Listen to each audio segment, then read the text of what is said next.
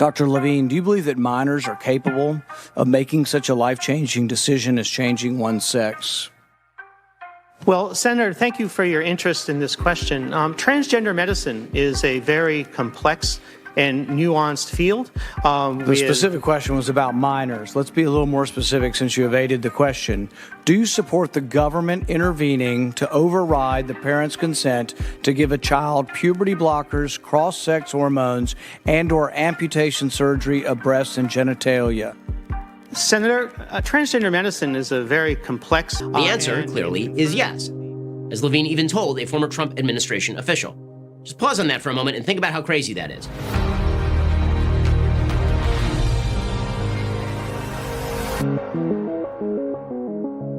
Now, in the past few years, you've heard a lot of statements that sound like we must not raise boys as boys and girls as girls because we just can't be sure that kids actually have the sex assigned to them at birth.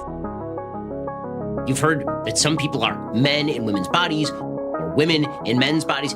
You may even have heard that if you're a straight dude and you don't want to have sex with a trans woman, meaning a biological male, this makes you gay. All of this is insane, patent nonsense.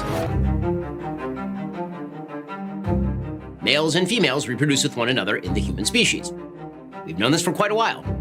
The simple reality is that the human species is sexually dimorphic. Sex is binary. We come in two brands, male and female. Typically, those who have the XY chromosomes are male. Those who have XX chromosomes are female. Males and females differ. They differ in size and shape, and musculature, brain function. As neuroscientist Steven Pinker says, differences between the sexes are part of the human condition. There are certainly people who have anomalous genetic conditions, like Klinefelter syndrome, in which a person has two X chromosomes and a Y chromosome, and in whom breast development looks female while male genitalia are present. Overall, disorders of sexual development affect 1 in every 5,000 births. Now, the presence of abnormal development does not mean that sex is a spectrum. To suggest otherwise, it would be the same thing as saying that because one child every few thousand is born with 3 toes, this means that the number of toes in the human being is a spectrum. Or that a person with 3 toes might actually be a sloth human, a 3-toed sloth human. All reproduction is rooted in the presence of sexual dimorphism. To pretend otherwise is biologically nonsensical. That's why, to end a conversation on transgenderism, just ask for a simple, non-self-referential definition of the terms man and woman. When I say non-self-referential, I mean you can't say, I feel like a woman, therefore I am a woman. For advocates of biology, the answer for what is woman or what is man is simple. You can look at chromosomes, SRY genes, reproductive systems, verifiable answers to the question. For advocates of the position that some biological men are women, or vice versa, there is no standard that can be applied. A man can become a woman or a woman a man at any time without any stable definition of man or woman whatsoever. So according to our pseudo-medical activists, gender identity is completely separate from sex.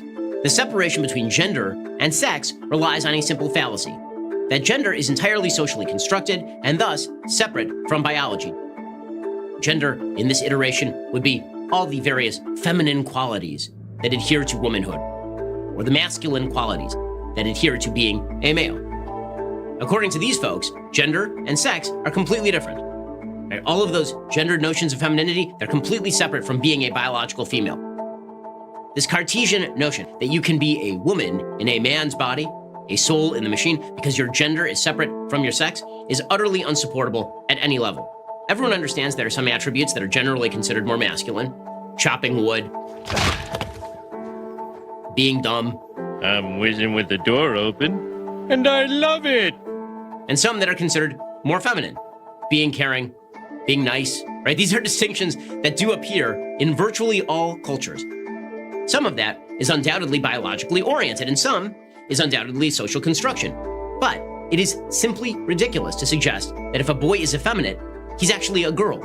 Or that if a girl is masculine, she might actually be a boy. But this is what gender theorists argue. The origins of the gender identity movement lie with a professor of medical psychology at Johns Hopkins in the 1960s. His name was John Money. After twin boys were born, and after a botched circumcision destroyed one boy's penis, that boy was raised as a girl. By the time that boy was a teenager, the boy felt extraordinary discomfort because he was biologically male, and his parents told him the truth. Both twins ended up killing themselves in their mid-30s. That didn't stop John Money from founding the Johns Hopkins Gender Identity Clinic in 1965. His theory was children could identify as members of the opposite sex, and that radical surgery was the proper solution. That inside, these kids were members of the opposite sex in reality, and that surgery would merely make their bodies align with their identity. Money claims that, quote, the gender identity gate is open at birth for a normal child, no less than for one born with unfinished sex organs, and would stay that way for at least a year. So in other words, you could have a full biological boy with finished sex organs, and his gender identity was still open. Brains and bodies were considered in direct opposition, completely separate from one another. Radical feminists like Judith Butler began arguing that all gender was socially constructed, and that therefore all inequalities in outcome between men and women could be laid at the feet of an evil, sexist society. If gender is a meaningless social construct created by society, why does it matter more than sex, which is actual real biology? And why is gender more real than biology itself? Why would anyone need to change his or her body in order to align with gender, a social construction, when gender and sex are completely separate in the first place? Gender dysphoria, which is what we're talking about here, is a serious and tragic disorder. It is also extremely rare. According to the Diagnostic and Statistical Manual 5th edition, those who had received a diagnosis of gender identity disorder or transsexualism and were seeking hormone treatment and or surgery represented just 0.005 to 0.014% for males and 0.002 to 0.003% for female. What's more, transgender activists demand that you abandon reason, biology, privacy, even the ability to raise your kids in concert with reality in favor of a delusional quasi-religious worldview in which gender and sex are completely segregated and a boy can be a girl and a girl a boy. Now, none of this means that anybody suffering from gender dysphoria ought to be mistreated. Anybody with any sort of disorder ought to be treated with nothing but sympathy and care. But this does mean that a society that seeks to propagandize to children that they can switch their gender is both lying to kids and doing them psychological harm in the process. Unfortunately, that's exactly what our society is now teaching kids in public schools. Anti-biological nonsense, including the lie that you might just be a different gender with different pronouns. And it's not just that. With the new Equality Act, the motion is adopted. The Biden administration and the Democratic Party are seeking to promote the idea that any institution that doesn't mimic these lies has to be destroyed. Religious institutions are not exempted from federal regulations that demand that men who identify as women be treated as women. And this is true in sports, in restrooms. Ironically, feminists who sought to protect women from men have now seen female spaces completely destroyed because they can't define female and male properly. Most shockingly, we're now a society that demands that parents hand over their kids to the tender mercies of political actors masquerading as medical specialists. If you have a 12-year-old at school with a headache, the school nurse cannot prescribe to them Tylenol without calling you first. But we now have officials in states and in the federal government suggesting that if a 12-year-old says that she is a boy, the school should be able to prescribe puberty blockers without calling a parent. That is a sick society. In the end, a man claiming to be a woman is making an unsustainable claim. He can't even know what it is like to be a woman because he is not one. A man with surgeries and hormone treatment does not become a woman, nor does a man who simply declares himself a woman.